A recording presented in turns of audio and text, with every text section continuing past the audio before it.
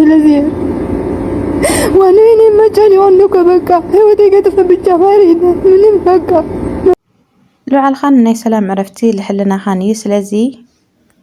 ሰላማት ክቡራንና ክቡራት ተኸታተልቲ ቻናለይ ቤተሰብ ከመይ ኣለኹም ለይኩም ታነ ሰላምን ፅቡቅ ኣለኹ ሰላምኩም ብዝሕዝሕና ትርፍርፍ ይበለለይ ክቡራት ኣሕዋተይ ቤተሰብ ሊኩም ከዓ ላይክና ሰብስክራይብ ምግባር ቤተሰብ ኩኑ ምትባዕኩም ኣይፍለኒ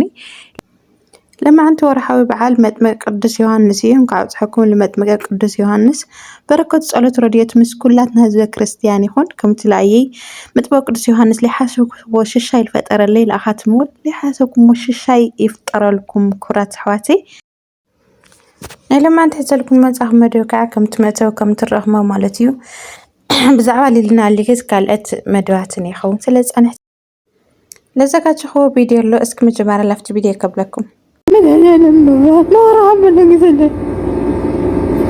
أنا ردنا ميزاتكم مفتاح بعبدار اللي ميزاتكم من بعد الأزياء وأنا ما جاني عنك بكا هودي قد بالجفارينا من بكا ما رزير لك أم بيجا خاطروا من بعد نقرب ما هرب بقول لي ما هم أنت بكا ما رزير لك زلي بايدا كرات خاتاتلتي يا وكم ترى مالتي بتعمي اللي بخالنك ጨኒ ቁኒ ምኽሮም ለግስለይ ፀዩን ኣሎ ያው ህይወተይ ከጥፍ ይደል ኣለኹ ማለት ያና ብጣዕሚ ልጨንቀካ ከምዚ ዝኾነ ችግር ኣብ ዳዕረብ ኮንካ ችግር ከጋጥመካ ከለ ከዓስ በቃ ምንም ትገብሩና ትሰርሑ ይልጠፈካ ካብ ጭንቂ ማማረፂ ካሊእ ምንም ኣይትገብር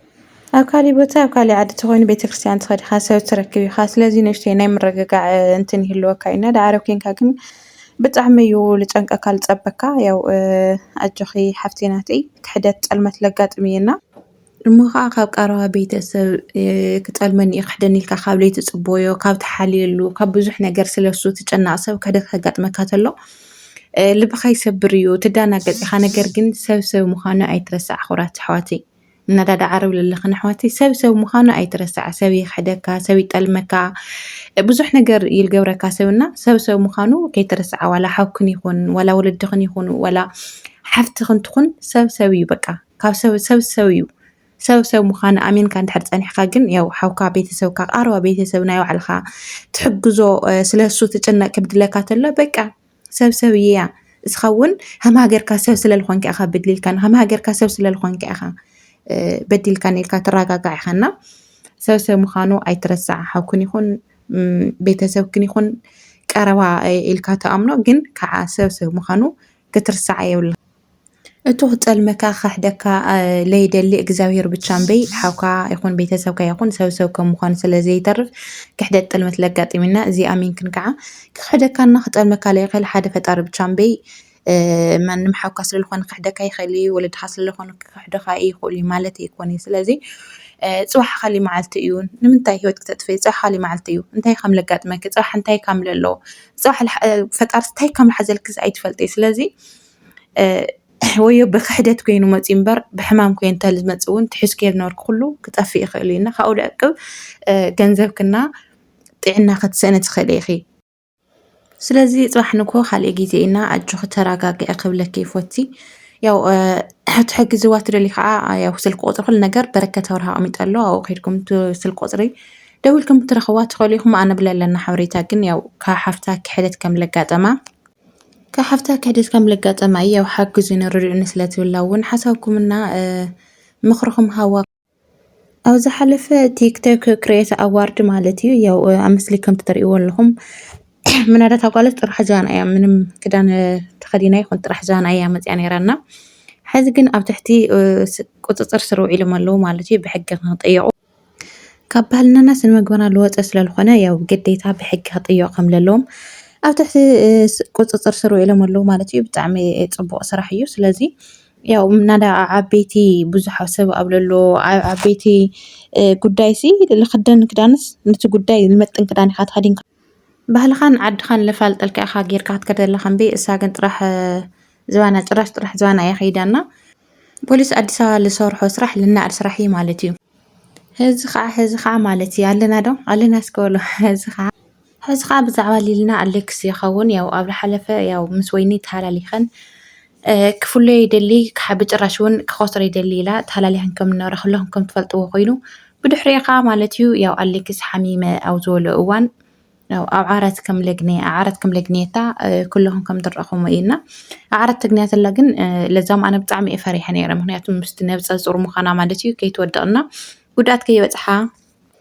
ደንጊፃ ውንኣ ከይትስሕትና ጉድኣት ከይበፅሓ ብጣዕሚ እየ ፈሪሐ ነይረ ግን ያው ሌሊ ከም ትፈልጥዋ ርግዕ ዝበለትና መስተውዕሊት ስለ ዝኾነት ማለት እዩ ምንም ደንጊፃ ብቻ ንምንታይ ክስጋዕ ክንድዚ ኢላ ላጠየቆቶ ነይራ ምሳኻ ከዓ ምንም ለነጋገር ጉዳይ የብለይ ምሳኻ ምንም ዓይነት ጉዳይ የብለይ ኢላ ጉዳይ ምስ ሰብኣየ እምበር ምሳኻ ምንም ዓይነት ጉዳይ የብለይ ኢላና ሓቃ እያ ምሳኣ ምንም ዓይነት ጉዳይ የብለይ ጉዳይ ምስ ሰብኣያ ክትውድቕ ኣለዋ እምቢ ምክንያቱ ሎማዓንቲ ምሳኣ እንድሕር ደኣ እንትን ኢላ ፅባሕ ንጎ ካልኣይቲ ጓል ኣንስተይቲ ትመፅእ ተለኻ ኩሉ ግዜ ድያ ከምኡ ክኸውን ስለዚ ክትረዳዳእና ክትገብሮ ኣለካ ያው ምስ ሰብኣይካ ኢኻ ክትከራኸር ኣለካ ምስ ሰብኣይካ ኮንካ ኢኻ ክትፈትሖ ኣለካ እምቢ ምሳኣ ምንም ዘራኽብ ጉዳይ የብለኒ ምክንያቱ ፅባሕ ንጎ ካልኣይቲ ጓል ትመፅእ ትኽእል እያ ፅባሕ ንጎ ምሳኣ ድያ ክትከራኸር ፅባሕ ንጎ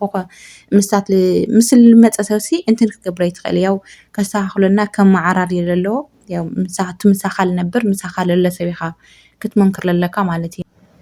ገና ኣብዚ ነገር እዚ ተበፅሐ ያው ሊሊ ሎሚናት እያ ምክንያቱ ሓደ ሰብሲ እንድሕር ለይተመቸየካ ኮይኑ ውሽጥኻ እንድሕር ሰላም ለይተሰምዐካ ኮይኑስ ምንም ክትገብረ ይትኽእልሽ እዚ ውሽጠይ ሰላም ክስምዐኒ ይከኣል ምስ ወይን ዘለካ ነገር ኣቋርፅ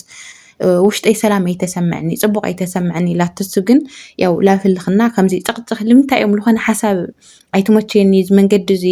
ኣይኮነ ክትብል ተለኻሲ ኣወዳት በንፃሩ ብካሊእ ኣመላልኽ ኣረኣያ እዮም ዝርእይዎ ከምዚ ትጭቕጭኾም ኣለኻ ላብ ካልእ ነገራት ላብህልኽ እዮም ዝወስድዎ ነገር ግን እስኻ እንድሕር ውሽጥኻ ፅቡቕ ለይተሰምዐካ ኮይኑ እዚ ከመይ ጌርካ ኢኻ ክትነብር ሓደ ሰብ ውሽጡ ድሕር ፅቡቕ ሕሉን እና ውሽጡ ድሕር ፅቡቕ ለይተሰምዖ ድሕር ከዓ ኣብ ቅድሚ ዓይንኻ እሞ በቃ ክብርካ ለጉድል ነገራት ተሪእኻ ከዓ ክትቆፃፀሮ ይትኽእል ስለዚ ገና ንሃልዩ እዚ ነገር እዚ ተበፅሐ ምስ ወይን ለለካ ርክብ ኣነ ኣይትመችወኒ ስለዚ ክተቋርፅ ኣለካ ክትብሎ ተላ ያው ላብ ካሊእ ህልኽና ችግር የማእትዮም ክቋርፀ ይደሊ ዓርኪ እያ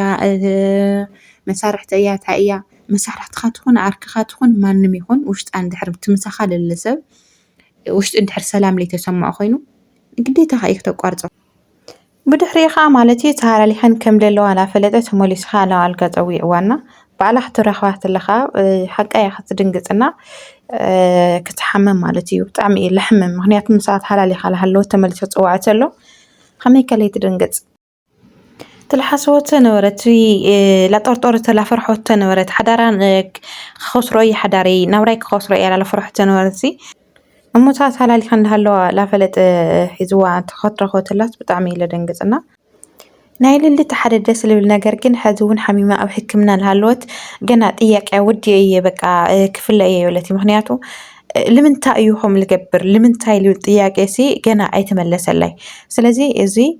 በቃ ለይትመለሰላ ሕቶ ኣሎ ንምንታይ ክሳዕ ክንድዚ ይገብረ ንምንታይ ይብድለኒ ማላ ናይ ሓንቲ ጓል ኣንስተይቲ ጠንካራ ሓዳራት ብቐሊል ክትገድፍ ከም ለይትኽእል ሓዳር ማለት ከቢድ ከም ዝኾነ ፈተና ዘለዎ ምዃኑ ተረዲእዋ ኣሎ ማለት እዩ ልዳቂ ንምንታይ እዩ ከምኡ ዝገብር ኣነ ከመይ ኢለ እየ ምስኡ ክነብር ሕዚ እውን ጌግኡ ክእረብ ካብ ጌግኡ ክኣምን ኣይከኣለ ጌግኡ ካብ ጌግኡ ክእረም ኣይከኣለ ላበለት ገና ሕዚ እውን ላፃዕረት እያ ማለት እዩና ስለዚ ያው ሓዳር ፃዕሪ ለድልዮም ኮንሱ ኢልካ ከምዚ ትርእየ ከምዚ እዩ ነይሩ ኢልካስ ትጎድፎ ከም ለይኮነ እዩ ለምህረካት ድራማ ማለት እዩ ኣሌክስ ሓደ ቀንዲ ነገሩ ማለት እዩ ስሕተቱ ክኣምን ይደሊ ስሕተቱ በቃ ስሕተቱ እዚ ክኣምን ይደሊና እዚ ኣብ መብዛሕትኡ ኣወዳት ዝረአ ነገር እንድዩ ስሕተቶምና ጌጎም ከምዚ ውድቀት ነገር እዮም ምእማን ስሕተቶም በቃ ይቅርታ ማልሲ ከም ውድቀት ወይ ከዓ ከም ስንፍና እዮም ዝርእይዎና ግን ስሕተትካ ምእማን ግን ዓብይ ነገር እዩ በቃ ምናዳል ደቂ ኣንስትዮ ተሳሓይተ እየ ከምዚ እዩ እዚ ተጋጊየ ማልሲ ሓደ ዓብይ ፔንት እዩ ኣሌክስ ከዓ ያው ስሕተት ብዘይ ምእማን እዩ ላብዚ ደረጃ እዚ ላብ ሕማም ምኻስ ኣብዚ ሰዓት እዚ ኣብ ጎና ክኾን ዝግብኦ ክድግፋ ዝግብኦ ሰዓት ሓገዝ ዘድልያ ሰዓት ናቱ ውላድ ተሸኪማ ንሃለወት ከምዚ ዓይነት ስራሕቲ ክሰርሕ ተሎ ያው ኣብዚ ብዙሓት ጓላት ለጋጥም ሂወት ስለዝኾነ እዮም ድራማ ሒዘሞ ዝመፁ ኣለውና ሓደ ኣብ መጨረሻ ደስ ዝብል ግን ያው ሕዚ ሊልና ወይኒ ማለት እዩ ወይኒ ይቅርታ ሓቲታታ ያው ብናተይ ሰንኪ ብናተይ ጥፋእቲ ኩሉ ነገር ስለዚ ይቅርታ ግበር ሌላ ያው ይቅርታ ተቐቢላት ሊሊ ያው ይቅርታ ተቐቢላታላ ማለት እዩ። ምክንያቱ ወይኑ እውን ፈሪሓ ከምቲ ከይትደናገፅ ወይ ካልኣይ ባእሲ ችግርና ከይፍጠር ያው ዓባይ ሓፍታ ኣማኺራ ያው እያ ሒዛት መጀመርያ እተውና ኣነጋግር እያ ፈቃደኛት ኮይና ኣነ ከኣቲ ኢላ ብስነ ስርዓት ማለት እዩ ብደስ ዝብል እያ ኣነጋጊራታ ካብኡ ከዓ ችግር የብሉ ትእተ ኣነ ምሳ ምንም ዓይነት ችግር ወይ ከዓ ምንም ዓይነት ንግር የለ ለህልኽ ስለለኣተን ዓይና እምበይ ችግረይ ምስ ሰብኣየ እምበር ምስ ኣይኮነይ ስለዚ ያው ምንም ችግር የብለይ ይቅርታ ክብለላ ይኽእል ይቅርታ ልብለላ ንባዕለይ እምበር ንዓይ ኣይኮንኪ ይቅርታ ባይዘወይ ይቅርታ ትብል ተለኻ ባዕልኻ ናይ ሕልና ዕረፍቲ ንነብስኻ ኢልካ ኢኻ ይቅር ትብል እምበይ ንማንም ኣይኮነና ይቅርታ ግበረለይ ልብልም ይቅርታ ልቕበልም ንባዕልኻ ንነብስኻ ኢልካ ኢኻ ንሕልናኻ ዕረፍቲ እዩ እግዚኣብሔርም ስለልፈቱ ሊልየ ከዓ ሕሽኪ ብሰላም ናብ ገዛኻ ትምለስን ብሰላም ወሊድኪ ውላድክ ትሓቕፍን የምነየልኪ መብርሃን ምሳኺ ትኹን ክብለኪ ፈቲ ክቡራንና ክቡራን ተኸታተልቲ ቻናለይ ቤተሰብ ናይ ልማዓንቲ መደብ እዚ ይመስል ነይሩ ብኻሊእ መደብ ብኻሊእ ትሕዝቶ እስካዕ ንረኽብ ባይ ባይ ቻው ቴንኪዩ